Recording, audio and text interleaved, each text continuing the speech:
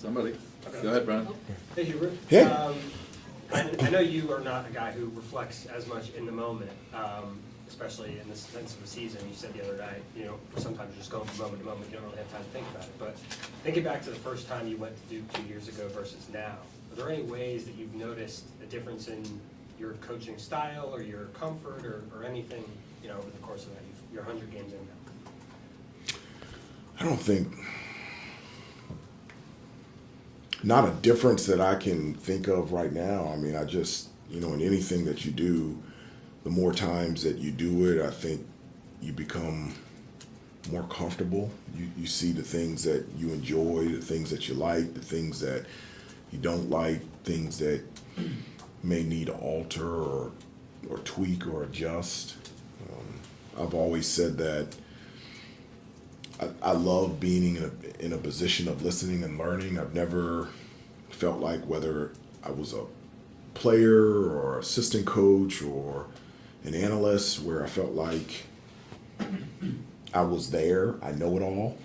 And obviously 3 years in, I don't know it all, and just continuing to learn and to grow and try to improve every day. Hubert, after what you went through last year, I know this is another question probably you won't like asking you to reflect. But is there like a sense of vindication at all with the success that you guys have had this year? Because, talk about blocking out the noise. Yeah. Some nasty noise out there about you last year from fans and such. Well, one of the things that I know, I have not reflected on that. I really believe this. There is a reason, and these are my beliefs. There is a reason for all seasons, and there was a reason. There was a reason for this season, for the first season, for the second season, and those reasons. He is the reason for all seasons, meaning Jesus is the reason for all seasons. And those reasons are good. And those reasons are good irregardless if it's a sunny day or a cloudy day. Those reasons are good. And the person that I am today, the coach that I am today, was because of the good reasons from year one and year two. And I really believe that. Last year was a blessing. I am a better person and a better coach because of last year. And that's the way I believe. How are you a better coach?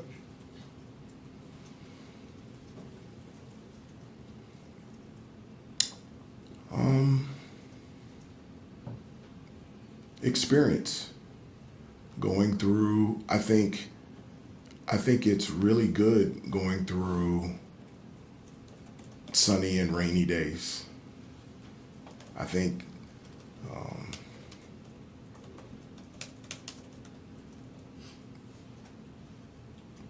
it makes you stronger. I think it makes you even more thankful, appreciative.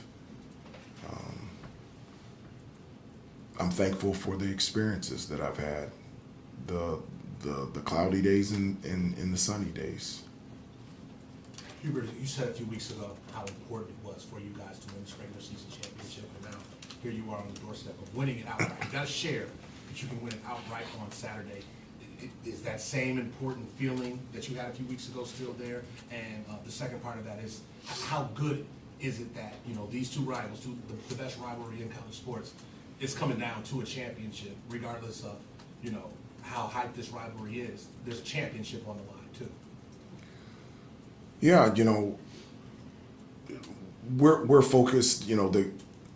Obviously our next game is Duke, but our focus is on us. Our focus is on our preparation, our practice, to make sure that as a team we're continuing to improve and we're trying to get as close as possible to becoming the best team that we can possibly become. And you think about, I was having a conversation with Coach Jeff Lebo when I was here at Carolina. 2 of the years came down to the last regular season game to determine who was regular season champs. And so We were talking about that, and it was a little bit different. The last game was here at home, and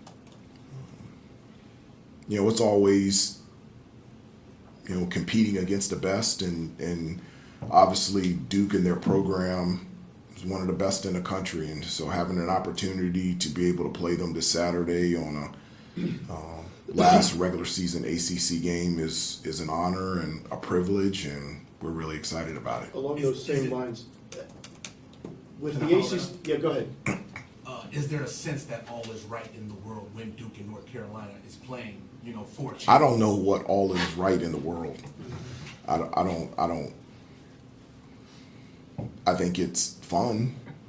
I think it's good, but I don't know what all is right means. But when Carolina and Duke play, it's always good. So it doesn't really matter if it's the last game of the regular season or not. It's always fun to play in. Good and fun, but considering that the ACC is going to be expanding to the West Coast next year, not every team will be making it into the tournament. This is really kind of the last season of the ACC as we now know it. Is it kind of fitting that it comes down to Carolina and Duke in that last game for the regular season title? Well, the ACC will always be the ACC. Things have changed. You talk about the ACC as we all know it. Not me. I remember it when it was 8 teams and everybody was playing each other twice, and you didn't have to get on the airplane. You took a bus everywhere, and so going to Cole Fieldhouse. Okay, so it's a little bit different. And so, regardless of Stanford and Cal and SMU joining the conference next season, the ACC will always be the ACC, and there's no difference in that. Hubert, along those As far lines, as, having grown up and playing in the double round robin format of this league, how is it different now winning a championship against teams that you might only face once a year as opposed to facing teams that are going to know you inside and out both times?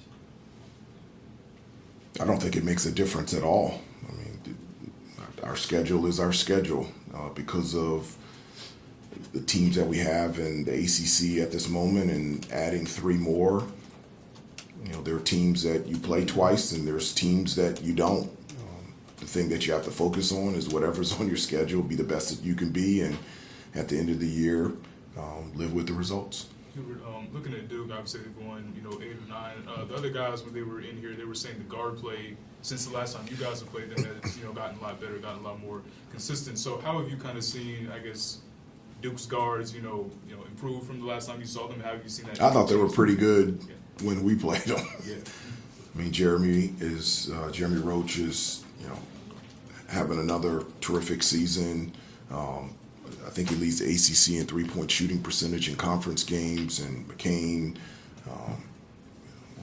shoot the ball extremely well. Their guard play, they can defend, they can shoot, they can penetrate, distribute. They're really good defenders, and they can also get to the offensive glass, and so they're playing at a high level, but I feel like our guards are playing pretty well also, so it'll be a good matchup. And how do you think your team has changed, improved, if at all, from last month when you faced Duke last time? Well, I think we're playing a little bit better defensively. I know that I thought we guarded the 3 really well, but they had 54 points in the paint. I think they shot over 50% from the field, and so we just got to do a better job of that. I think we took care of the basketball. I think we only had 4 turnovers, and that allowed us, in terms of our defense, to always for them to come up against a set defense as opposed to getting out in transition where they're really good. But at that time we were 9-1 in the ACC, coming off a 10-game win streak, and defensively we were pretty good. But I like the way that we played defense against Notre Dame, and my hope is that we can continue to get better at that area. Hubert, one of the things you guys had to sort of navigate on the fly in the first Duke game was the way they defended RJ, face guarded him, and tried to sort of take him out of what you all like to do.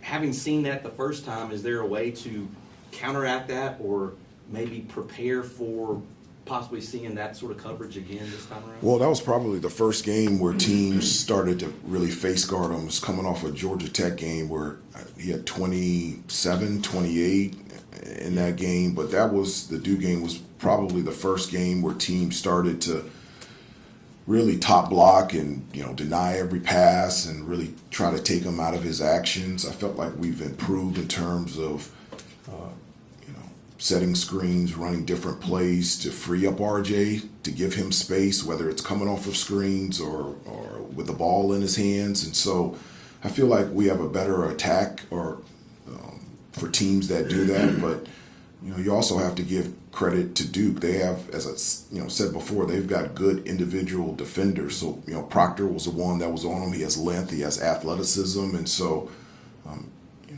anybody playing us, it would be advantageous to try to take RJ out of his rhythm. And so that's something that teams from that Duke game have tried to do with RJ. And, we'll be prepared for that.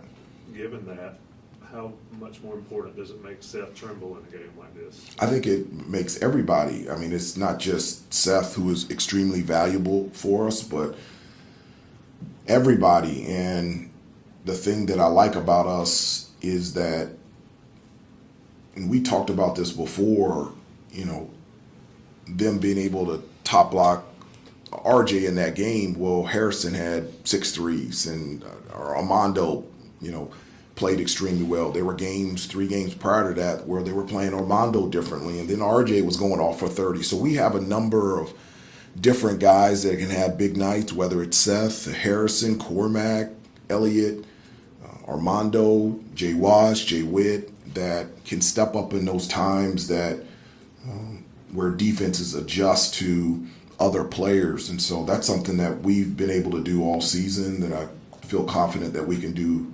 for the remainder of the season. Take a few more. The guys say naturally that going in there and playing in that environment's fun. They like everything about it when they walk out in the court during one. Is it fun for you at all? Is it any different because it's cramped and it's warm and people on top of you and the stage that the game is on?